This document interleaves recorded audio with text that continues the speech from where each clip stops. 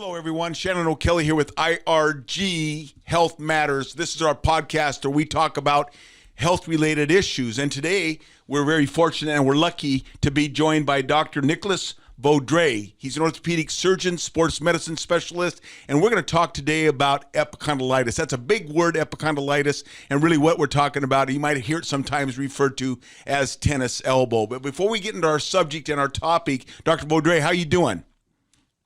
I'm doing great, Shannon. Thanks for having me this lovely afternoon. Oh, it is a lovely afternoon. And speaking of lovely afternoon, here we are. You know, it's already the end of February. We're looking at March, and that means that not long from now, people are probably going to be picking up, maybe they're picking up their tennis rackets and going outside. It's been relatively dry here in the Northwest and going out on the tennis court, maybe working in the garden, et cetera, et cetera. So again, I want to talk about lateral epicondylitis and maybe what is it and how do you get it and how do you treat it, et cetera, et cetera.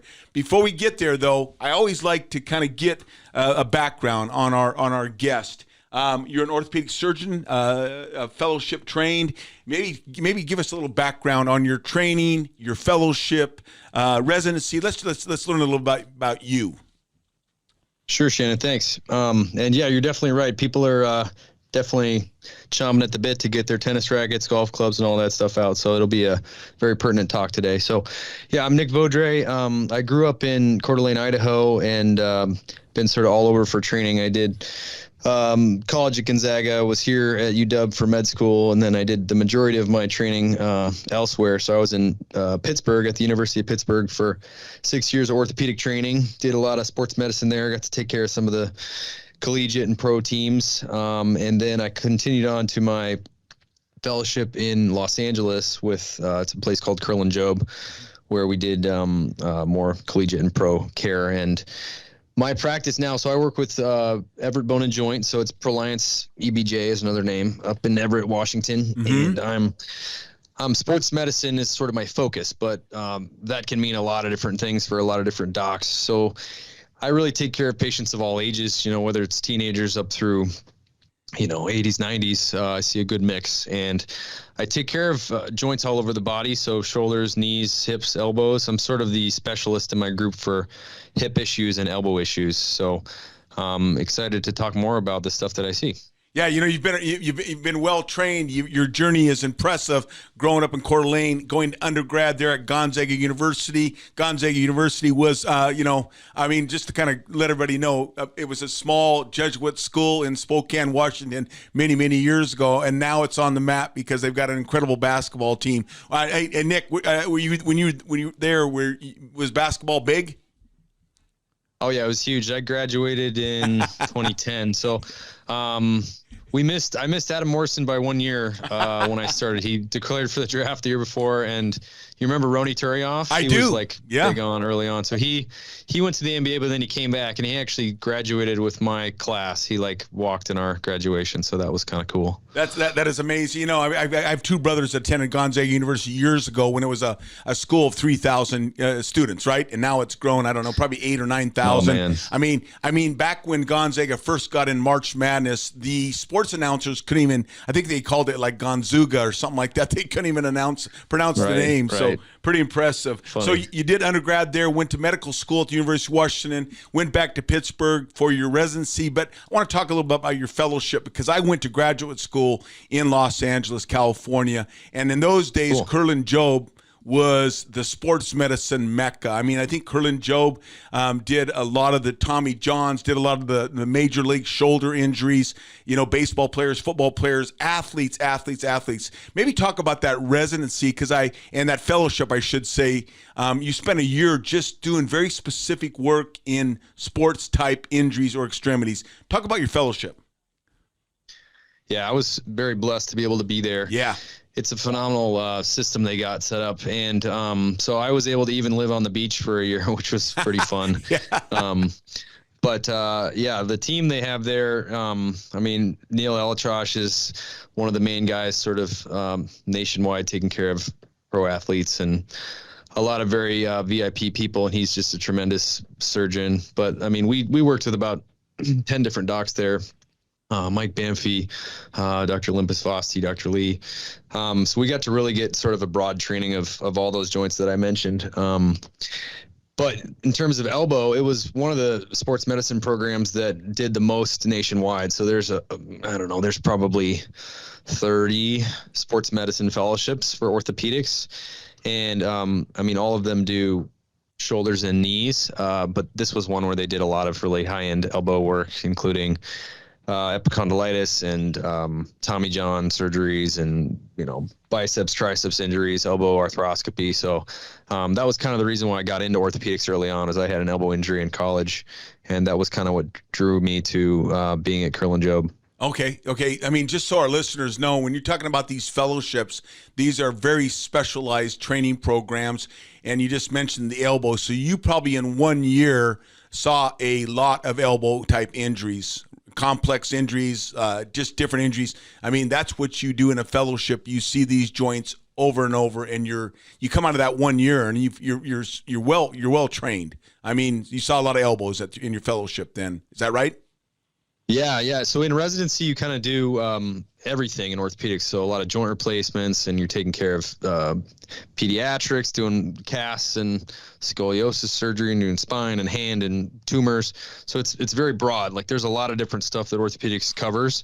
So a fellowship is generally what most residents do, finishing a residency for 1 year, to kind of have a niche, so make yourself be able to build a practice in kind of one certain area. So that was sports medicine for me.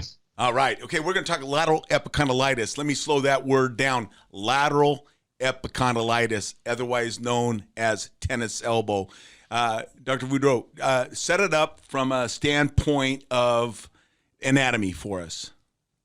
Definitely.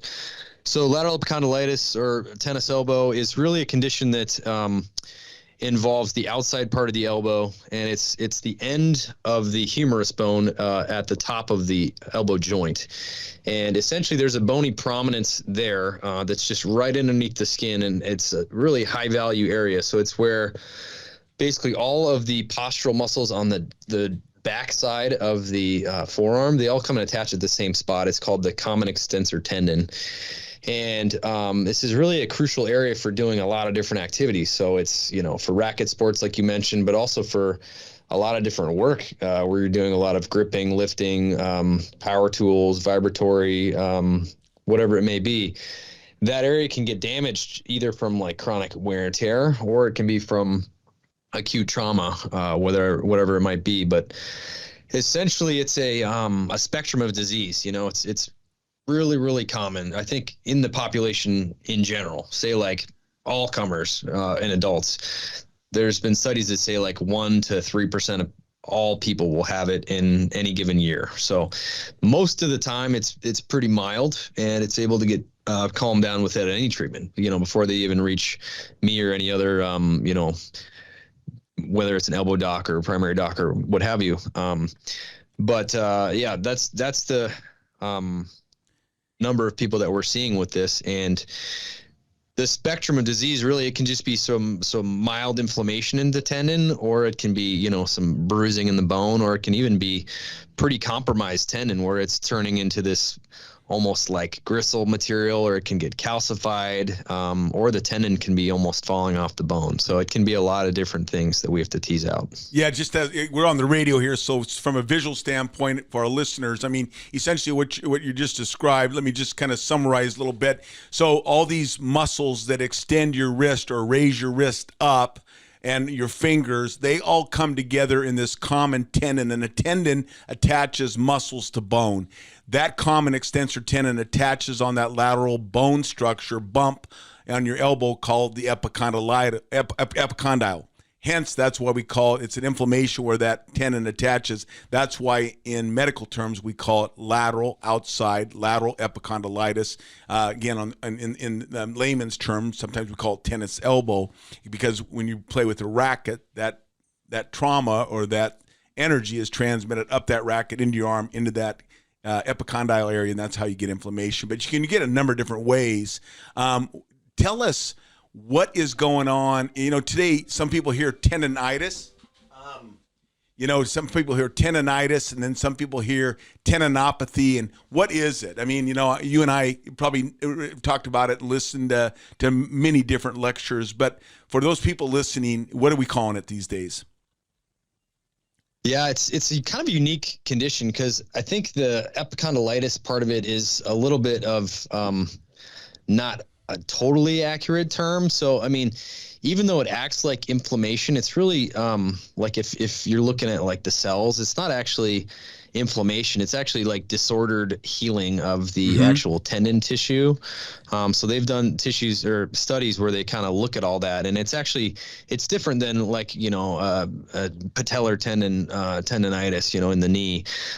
It's kind of unique in that, and that's why I think you can see so many different things happening to where that tendon attaches to the bone. And even though a lot of these people have the same complaints, you can have kind of a wide spectrum of things that they're dealing with. So the mechanism injury is usually some kind of repetitive trauma, overuse, or some kind of traumatic event to that area. You described it as a bruise, or again, playing racket sports, maybe doing repetitive activity with your wrist and at work or something like that. If someone comes into your office, maybe let's talk about the classical kind of symptoms you're going to see and how you're going to take it from there if you suspect someone has this lateral epicondylitis. Yeah, absolutely. So when I'm meeting somebody for the first time, I try to get x-rays just, as they walk in the door, mostly to get a sense of, their normal anatomy, whether they have any arthritis changes, whether they have any of that calcification or sort of bone forming within the tendon. Usually we can see that on x-ray, and that might guide me to go one way or the other on their treatment.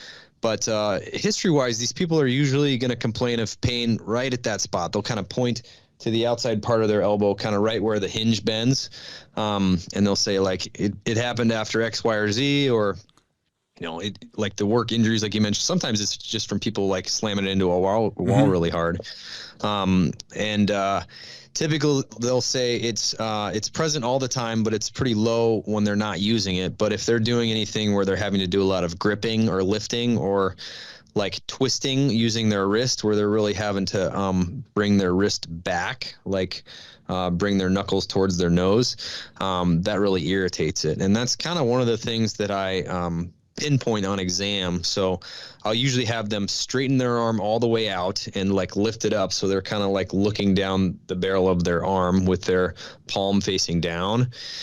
And I'll have them try to bring their wrist up again towards their nose, and I'll see if that elicits pain when I try to pull it back down. Usually that's something they really don't like. And that combined with, tenderness all in that area around the bony prominence, usually that's enough for me to say that that's probably what they're dealing with. Right. Pretty fair to say most of these people that are coming in and visiting you are probably describing pain and tenderness to touch, but probably increased pain with the more activity or the more active they are with their upper extremity, particularly if they're doing things like racket sports or squeezing or pushing or pulling with their wrist, so to speak. This pain kind of increases with activity. So you've got someone, you suspect it. I mean, treatment protocol.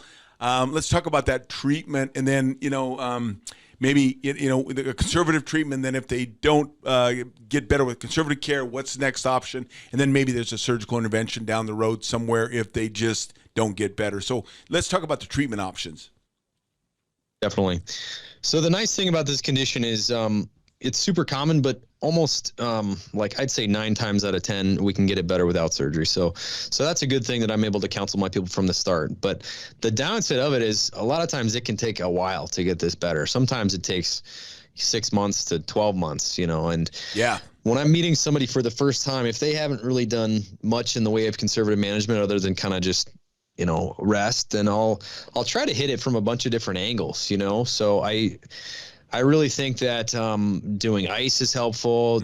Topical medicines like, some of these anti-inflammatory creams, I usually start them on a prescription strength anti-inflammatory. So like, stronger than Aleve, or even taking just kind of like the maximum amount of Aleve for a short course. And then I think there's a bunch of different ways you can have physical therapy help you as well. Whether that's, working on strengthening, stretching out that tendon, massage, stim.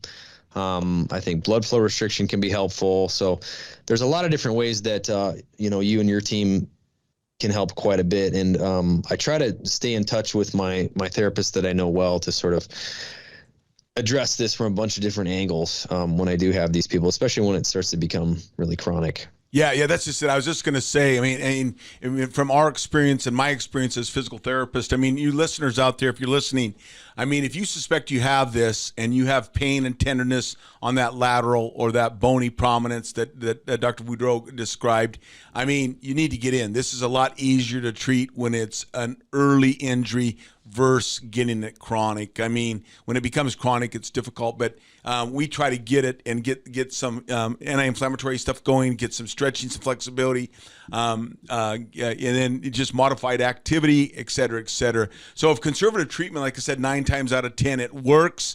And what if it doesn't work in those few people that need some further treatment? What's the next option? Yeah, I guess including in the 9 times out of 10, injections are something we do very frequently for this as well. And there's really kind of a few different options. The main two that I offer, one is cortisone injection. So, steroid injections have been done sort of all over the body for, decades. It's got a long track record of success, but it definitely has its pluses and minuses. So it's really good for decreasing inflammation, helping with pain, helping with potentially some of that bruising that could be going on in the bone. But it's also not the best thing for your tissue. It's not going to be helping with healing if there's a significant tendon tear or a lot of degeneration in there. So cortisone certainly is an option. The other option would be something like a platelet-rich plasma injection, which is kind of in the world of biologic injections, or it's sort of in the world of stem cells, even though it technically isn't stem cells, right. But it's like using your own body's fluid to be able to try to restart the healing process. And that's something that's actually had pretty good evidence in the literature. And I've been having a good number of patients have success with that to avoid surgery. Yeah, for our listeners out there, this might sometimes be described as PRP. And maybe you can describe that as a procedure. It's done in your office. You're basically taking the patient's blood, you're treating or spinning it. And tell us about that procedure, PRP. Yeah, you nailed it. So it's pretty minimally invasive. We just take a sample of your blood like a normal blood draw, like you would do at the lab. And we take that, put it in a vial in a centrifuge, and that basically spins it to separate the molecular components out. So it takes like the red blood cells out of the way. So you just have like the clear stuff like you get if you skin your knee on the ground. And we take that fluid and we're able to inject that back into the area that's damaged. So in this, it would be right around that bone that's irritated, and in and around that tendon to try to stimulate healing. And that plasma, just from a biological standpoint and physiology and cell physiology, that plasma, that component of your blood that you spin and get pure plasma, if you will, and inject it in there, that plasma's got components that are just the great healers. They're there to heal tissue and heal inflammation. And that's what you're trying to do, is just kind of concentrate plasma in the area and get that tissue healed up. Because that's what we're trying to do in all of our procedures, is really trying to promote healing and decrease that inflammatory process and get that tissue to heal down. Because chronic inflammation, and when it continues, it just doesn't allow that tissue to really heal. So here you got a patient that you've tried fairly conservative measures with. Maybe you've tried some injection. Well, when do they become a surgical candidate, and what is the option? Because I've seen patients that have had this epicondylitis so significantly that everything they've tried conservatively just doesn't help this particular patient, and they do need a little bit more intervention. What's that option, that next intervention after conservative care?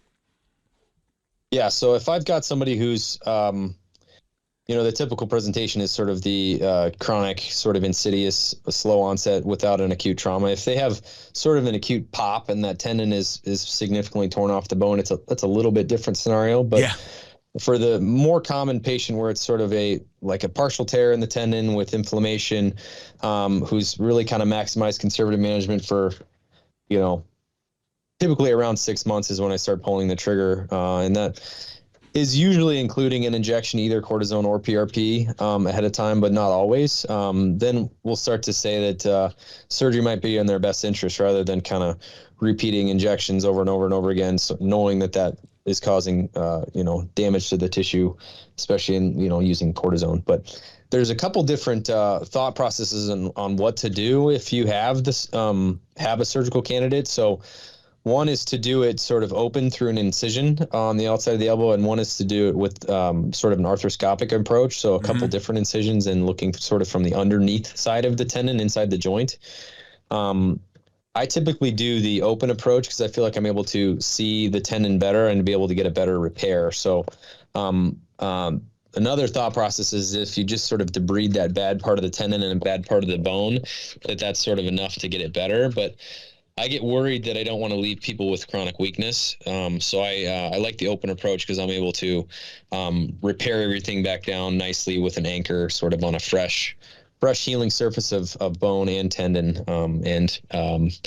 My post-op, it's a same day surgery. People go home the same day after everything's done. They're usually in a splint for 10 days typically, just to kind of let the skin start healing, get their muscles a little bit relaxed, and then I get them moving out of the splint and get them in physical therapy at that point. Yeah, and then these people that have this procedure, I mean, what's their return to activity? What do you see? What's the outcome, so to speak?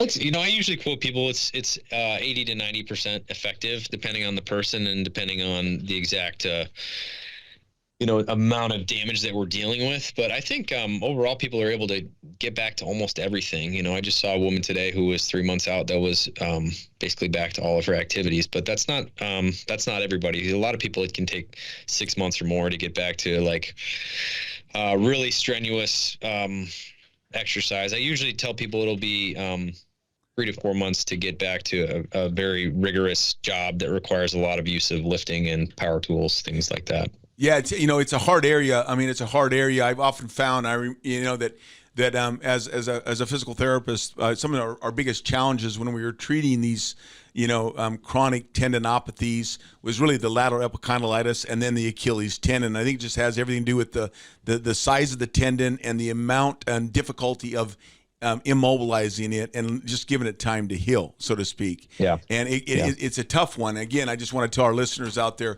if you think you have epicondylitis or tennis elbow and you have some of the symptoms that Dr. Vaudreuil talked about, get in and get it looked at because you don't want this to be chronic.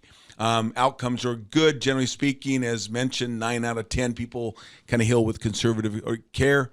And there's other options out there. As we talk about options, I mean, just in medicine, it's changed so much over the last 10 years. I mean, the changes. You're talking about doing this surgery potentially with a scope and going underneath, which is minimally invasive, and opening it up and stuff like that. But what do you see? Is there anything on the horizon? I've talked to surgeons that do when they open and they do open surgery like on something like this. Sometimes they do some PRP or they do a blood clot they put in the area to help it heal or something. Is there anything going on out there with the epicondylitis that's in the future? Yeah, I think that's always a fun thing to be thinking about because we're living in a cool time where there's a lot of different technology always coming out, making things easier, making things work better for our patients. I think the world of the injection stuff is definitely always improving, whether it's PRP or injecting bone marrow aspirate or whenever the FDA is going to get us stem cell stuff. It's kind of the Wild West a little bit, but I'm excited about what's coming over the next 10 years. And in terms of the surgery itself, some of it depends on your training and all that. But I think probably the coolest thing we have always is improving technology for like the anchors that we use. So it used to be that you'd have to use this huge metal screw and if something goes wrong, then you basically got a massive hole in the bone. But nowadays the anchors I use are very tiny and it's actually made out of sutures. So you drill this little tunnel and then put the anchor and it puffs up on the undersurface of the bone. So it's really not taking up very much space. And if you ever had to do a revision surgery, you still got a lot of options ahead of you if that ends up being something that's necessary. Yeah, so when you're talking about anchors, just because, again, we're on the radio and we're talking on the radio, but I mean, just so our listeners can visualize it. So what you do as a surgeon, which I think is, I use the word cool. It's really cool what you all do, okay? But right. You're going in there and that piece of epicondyle or common extensor tendon has torn off the bone, and you've identified that as a problem, and you're going to reattach that. So what you're doing is you're taking anchors and you're putting it into the bone, and then you're going to take that torn tendon and essentially suture down to that anchor. Is that so far so good? Yeah, exactly. Hold it. I mean, explain to our listeners, though, when you reattach, that tendon is torn and it's got a tear in it, you attach it to that anchor. The body, which is an amazing thing, basically just knows that that tendon needs to reattach to that bone and just kind of reconnects to that bone. Yeah. So, in orthopedics, what we're really trying to do is recreate normal anatomy. Yeah. So, we want to get a fresh healing surface, get rid of that tissue that can be compromised, so that the tendon, so like where the muscle attaches to the bone is the tendon. That tendon, whether there's a big tear and it's completely lifted off the bone, or if there's a big area where it's just really disordered healing, so it can almost look like gristle a lot of times in there. So, that's tissue that's not going to heal very well, no matter how many injections you do. So we take all that out, so it's sort of a fresh, bleeding, healing surface, so that your body is able to bring all that good healing response to that area. And then, so that's the biology part. And we're also trying to help, the physics part of it. So we're basically getting that tendon held up against the bone using that anchor, and that anchor has stitches basically woven through it. So once the anchor is in bone, you're able to sort of use that to basically press that tendon up against the bone with knots on top. So it's pretty slick way to do it, actually. And then once you get that tendon kind of reapproximated and attached to that bone with those anchors, again, that tendon from biology, that tendon will rehook to that bone as it takes a little bit of time because it's biology, but it will reattach. And that's kind of what your goal is, to reattach and kind of create normal anatomy from where it was pre-injury. And what you guys do is pretty interesting, because I think I want our listeners to understand it gets more complex when you talk about physics. You're talking about, we call it the length muscle tension, and you have to reattach that so that muscle or that tendon has that same tension in that muscle, so that muscle is efficient when it moves. I mean, just fair to say? Yeah, that's exactly. And I'm thinking about that when I reattach it. I know. Sometimes these are people that are really tight, so that's part of the reason why they got their epicondylitis. So when I reattach these, I try to reattach it just a little bit lower, so that offloads the tension on the tendon just a little bit. And I think that helps decrease recurrence for people. Wow. I mean, amazing stuff. Thank you so much, Dr. Vaudreuil, for spending time with us today on the Health Matters podcast. As we wrap up, I mean, if our listeners are going, I got to go see this guy, I've got this situation, how would they get a hold of you? What is the best way to find more information out about your practice? Yeah, so you can look us up online. Our practice is Everett Bone and Joint, or Proliance, PROLIANCE EBJ. We're in Everett, Washington, and I'm Dr. Vaudreuil. So it's V as in Victor, AU, D as in dog, REUIL. And happy to see anybody. Absolutely. I think I was pronouncing that last name that you have. How long did that take you to learn to spell that? I'm just kidding. It's Dr. Vaudreuil. That is amazing. I'm a poor, I was like an 8-year-old kid or whatever, and I have that last name, and I live in Coeur d'Alene, Idaho. And, that was not the easiest thing to be spelling when I'm learning how to spell. You're even pronouncing it. I mean, obviously, French, right? Your French background is French. Is that a French name, isn't it? Yeah, it's French Canadian. Okay, good. Hey, by the way, French Canadian, and you're right there by the Canadian border, Coeur d'Alene. Not a bad place to grow up. I mean, not a bad Definitely place not. to grow up. Northern Idaho is a beautiful part of the world. You get over there much still? Yeah, I try a couple times a year. My family lives out here now, my parents, but I love to get out there and get on the lake, get on the mountains. It's awesome out there. Yeah, they got some good golf courses there. If you don't go golfing, if you got, we'll have to have you come back and talk about golfer's elbow, which is medial epicondylitis. Right. But I do want to have you back on our podcast, IRG's Health Matters podcast, because you mentioned that you do scopes of the hip, and I think that's a fascinating procedure. Hip preservation, getting there and doing scopes. That's a technical surgery, people, when you're getting a scope in that hip joint, which is very tight. And I want to talk to you about how you learn that and how you do that. Will you come back and join us? Absolutely, anytime. Let's set it up. Well, be prepared, listeners. We're talking next time with Dr. Vaudreuil, hip arthroscopies. Until then, have a great day. Thanks, Shannon.